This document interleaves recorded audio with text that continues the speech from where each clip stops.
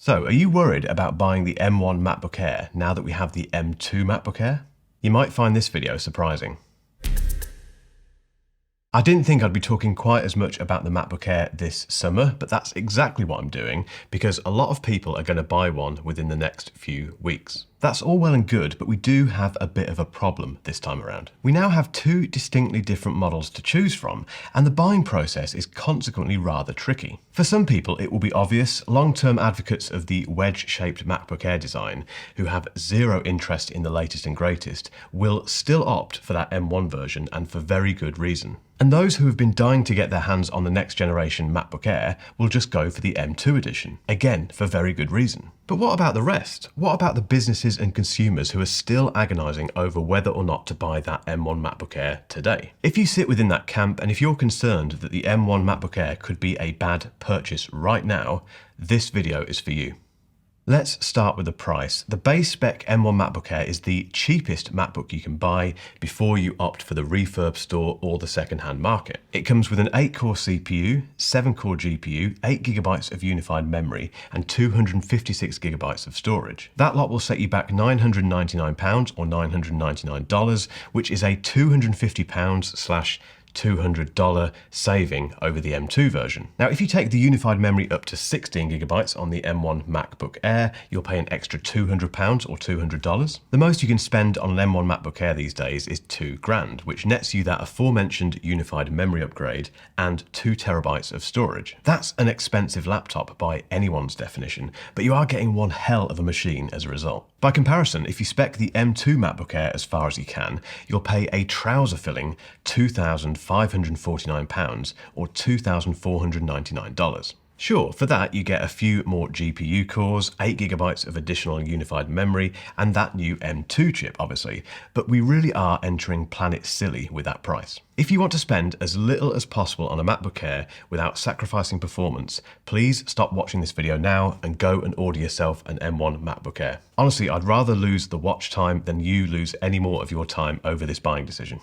Apple doesn't make buying a MacBook particularly easy these days. There are so many different models to choose from and loads of configurations within those models. However, beyond your budget, the most important factor to take into consideration is the user bracket within which you reside. These range from casual users who undertake basic tasks such as email and web browsing to professional users who rely on their MacBook Airs either functionally or creatively. As I've said since the launch of the M2 MacBook Air, the majority of users, be they casual or professional, will be perfectly happy with the M1 version. My MacBook Air, which is the base spec M1, remains one of the quickest Macs I have to hand in this studio, and I use it every single day to run this business. And the great thing these days is that if you've been holding off buying that M1 MacBook Air because you're concerned that it won't deal with whatever you have planned for it, Apple now has you covered with that M2 version. So if that's the case, it's time to join that pre-order queue. I'll get onto what I think is the ideal candidate for an M1 MacBook Air user in a moment, but let's quickly dispel some of the myths and concerns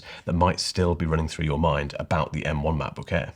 There is an awful lot of guff talked about the M1 MacBook Air, particularly the base spec version. Trust me, I've seen it all within the comments of these videos. We'll start with that 7-core GPU. It's no longer possible to upgrade the M1 MacBook Air beyond that point. There used to be an 8-core GPU option before the M2 arrived. Now that isn't there. You get the 8-core CPU and the 7-core GPU. This doesn't matter at all. I've successfully edited 10-bit 422 4K videos from this camera on my 7-core GPU MacBook Air with barely any slowdown. The 7-core thing is a complete non-event, trust me. Plus, if you need more GPU cores, you now have lots of options. I'd also like to settle your mind if you're considering the 8GB version. You've probably heard about out-of-memory error messages and something to do with too much swap file usage. There's merit to both of these arguments. Running out of memory on a computer is obviously a possibility, and the swap file thing refers to the fact that macOS might deem the 8GB of memory that you have insufficient, thus putting needless strain on the SSD. Now, I haven't received out-of-memory messages once on my M1 MacBook Air. I don't even know what they look like. And as for the swap file thing, I'll report back in a few years' time when my SSD dies, or if it dies, it won't die for a long time. You may also be concerned about the wedge design. After all, with the new M2 MacBook Air swanning around and looking all modern and posh in its mini MacBook Pro suit, the M1 version is clearly absolute garbage now, isn't it? You'd look a right fool with one sat in front of you in a coffee shop, surely. No. If there's one thing that has become abundantly clear since I published my first video about the M2 MacBook Air, it's that people miss that wedge design already. It has already reached classic status, and the great news is you can still buy it. Perhaps you think the M2 is going to be noticeably quicker than the M1 version. Well, the benchmarks certainly suggest that's the case.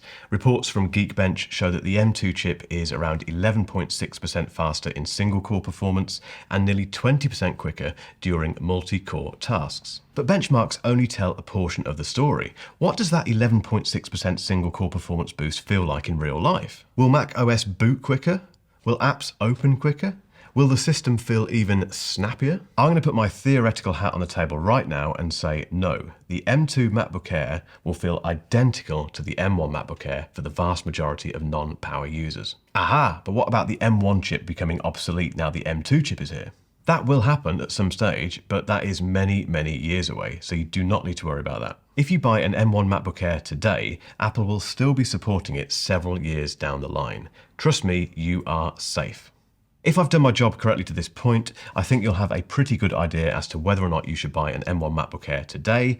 However, to avoid any further doubt, let's consider what I believe to be the perfect M1 MacBook Air buyer. This person has a budget to which they'd like to stick. It isn't huge, and they don't like the idea of spending north of £1,000 or $1,000 on a laptop unless there is a specific feature or the promise of extra longevity that justifies it. They're also not fussed about the latest and greatest thing. In fact, they'd rather not be right at the front of the queue for something which hasn't been tested outside of Apple's own testing regime. Equally, the thought of buying something just for the pleasure of others noticing that you have it doesn't cross this person's mind. Our wannabe MacBook Air user isn't a professional video editor, nor someone who makes a living from writing code, making music, or conducting complex mathematical experiments.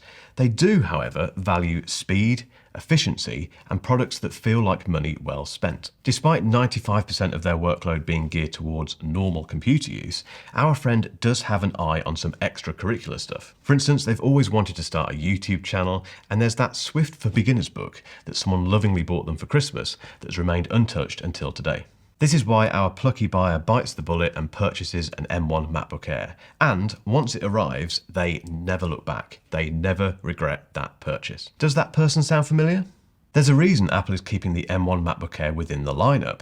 This laptop isn't going anywhere, which means it will remain supported and relevant for a considerable amount of time. What are you going to do? Is the M1 MacBook Air for you? If you've still got an eye on the M2 MacBook Air, keep watching for a link to a video where I explain my full thoughts on who I think that laptop is for.